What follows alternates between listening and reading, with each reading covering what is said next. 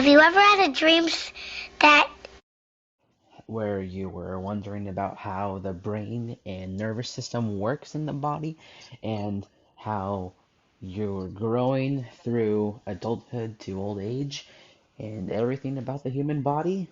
Have you ever wondered how the reproductive system works for the male and the female human body? You probably don't, but I am going to be explaining about that in this presentation, along with all the functions and the purpose about the endocrine system. And I'll be talking about the functions separately and how it works in the body and how it affects the body and everything about it. So sit back and relax and enjoy this presentation all about the endocrine system. Hello everybody and welcome to this presentation video which is all about the endocrine system, which was made by me and Alejandro, where I'll be discussing all about the endocrine system, the functions, how it affects the human body, and how it works. So, the definition of the endocrine system is that it glands that makes hormones that travel into the bloodstream to different organs. And yes, there are many organs that are in the endocrine system that I will be discussing separately soon. So yeah, and here's a diagram that shows where they are in the human body. Okay. Now let's talk about the functions in the endocrine system. What does the endocrine system do? Well, it glands release hormones into the bloodstream. The endocrine hormones help control mood, growth, and development. It also controls the way our organs work. It also regulates how much of each hormone. Now for the purposes of each hormone. There are many different kinds of purposes for the endocrine system, such as how it makes up all the body's different hormones.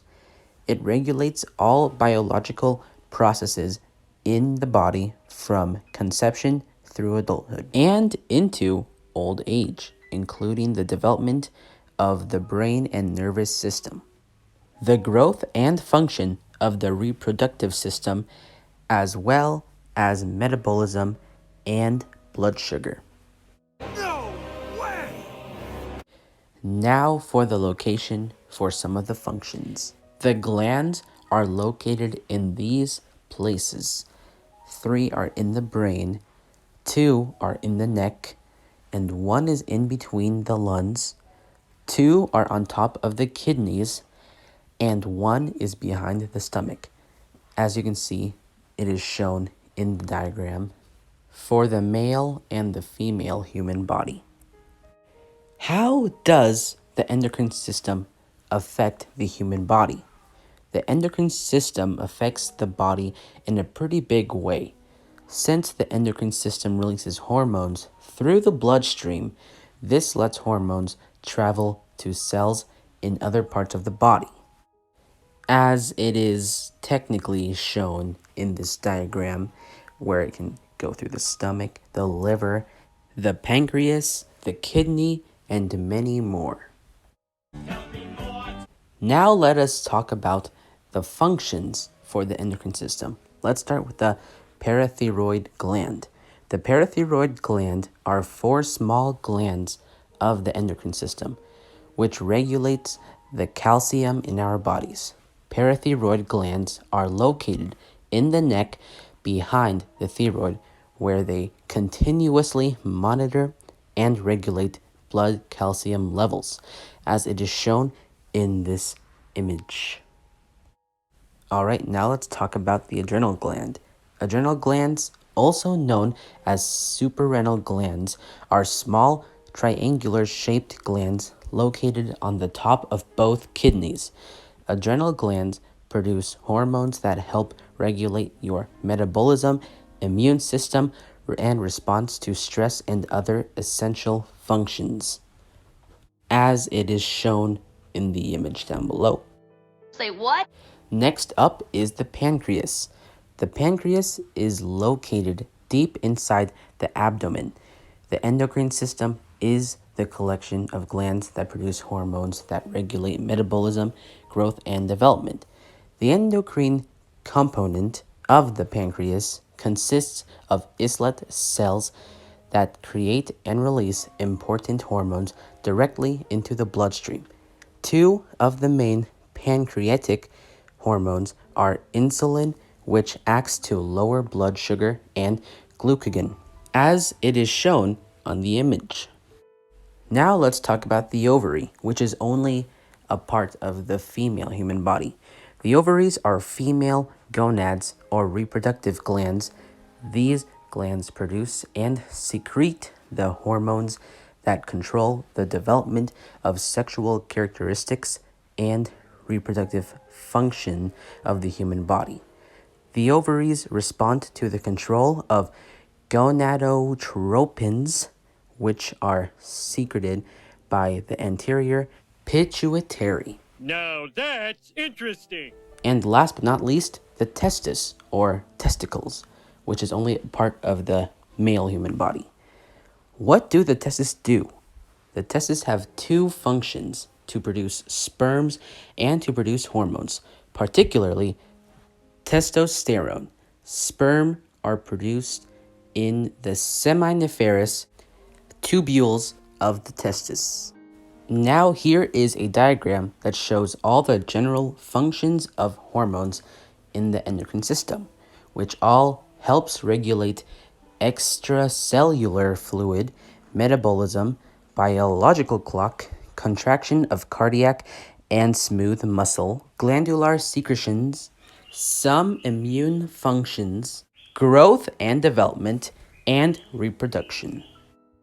Now here is a video that pretty much sums up the whole presentation. The endocrine system is one of the two systems that are responsible for communication and integration between various body tissues, the other being the nervous system. Endocrine communication is achieved by means of chemical messengers called hormones. Hormones are produced in endocrine glands and secreted into the bloodstream to reach body tissues. A hormone can travel wherever the blood goes, but it can only affect cells that have receptors for it. These are called target cells. There are two major types of hormones: steroid hormones derived from cholesterol and are lipid-soluble, and non-steroid hormones derived from peptides or amino acids and are water-soluble. Lipid-soluble steroid hormones can cross the cell membrane to bind to their receptors inside the cells, either in the cytoplasm or nucleus. Steroid hormone receptors are typically transcription factors. Upon forming, the hormone receptor complex binds to specific DNA sequences to regulate gene expression, and thus mediating cellular response. On the other hand, water-soluble non-steroid hormones are unable to cross the lipid membrane and therefore must bind to receptors located on the surface of the cell. The binding triggers a cascade of events that leads to production of CAMP, a second messenger that is responsible for cellular response to hormone. It does so by changing enzyme activity or ion channel permeability. Major endocrine glands include the hypothalamus, pituitary gland, pineal gland, thyroid and parathyroid glands, thymus, adrenal gland, islets of the pancreas, and testes in men or ovaries in women. The endocrine system also includes hormone-secreting cells from other organs, such as kidneys and intestines. Except for the hypothalamus and the pituitary, different endocrine glands are involved in different, more or less independent processes. For example, the pancreas produces insulin and glucagon that keep blood sugar levels in check. The parathyroid glands produce hormones that regulate calcium and phosphorus. Thyroid hormones control metabolic rates, while the ovaries and testes are involved in reproductive functions. On the other hand, the hypothalamus and pituitary gland play a more central, integrative role. The hypothalamus is also part of the brain. It secretes several hormones called neurohormones, which control the production of other hormones by the pituitary. Thus, the hypothalamus links the nervous system to the endocrine system. The pituitary is known as the master gland because it controls the functions of many other endocrine glands. A major role of the endocrine system is to maintain the body's stable internal conditions, or homeostasis, such as blood sugar levels or serum calcium levels. To do this, it utilizes negative feedback mechanisms, which work very much like a thermostat.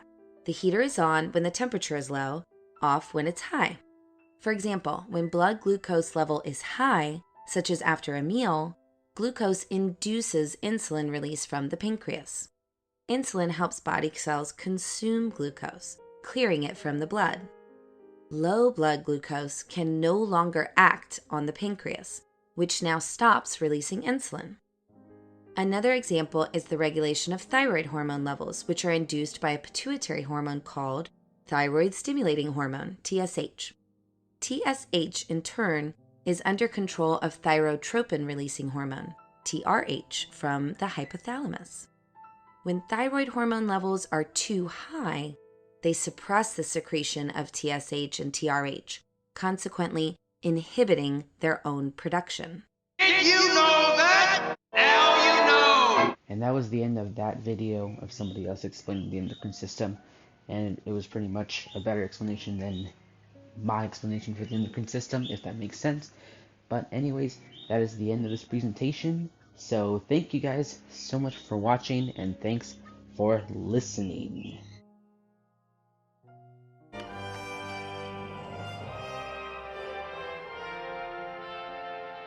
And that concludes our broadcast day.